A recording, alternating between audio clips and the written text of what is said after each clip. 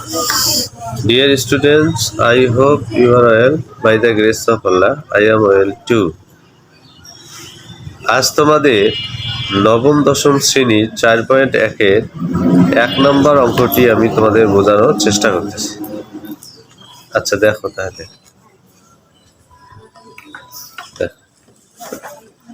7 cube into 7 minus cube অর্থাৎ তাহলে 7 inverse 3 by 3 into 3 inverse 4। এখানে দেখো আমরা জানি যে ভিত্তি একই থাকলে পাওয়ার যোগ হয়, এটা শিখাইছিলাম গত ক্লাসে।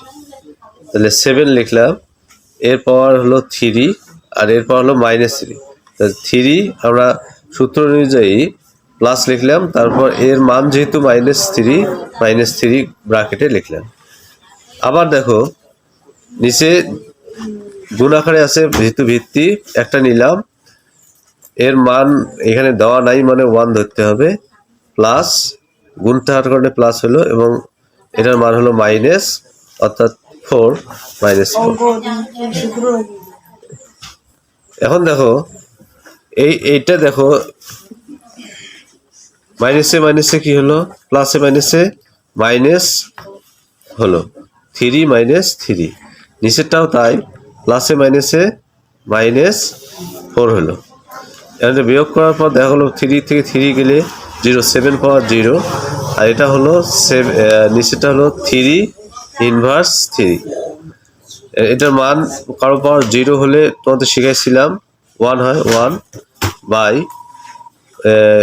ইনভার্স যদি থাকে তাহলে 1 বাই সেটা পাওয়ার হিসেবে বসে মাইনাসটা উঠে যায়, এটাও শিখিয়েছিলাম। তাহলে 1 বাই 3 পাওয়ার 3 অর্থাৎ 3 কিউব।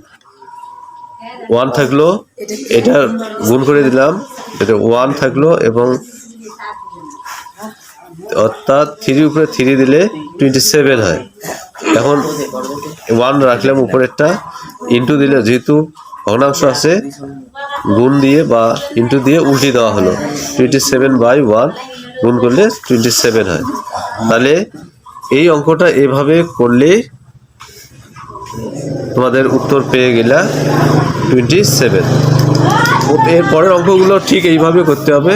সেই পর্যন্ত ভালো থাকো, সুস্থ থাকো। টিল দেন, আল্লাহ হাফেজ।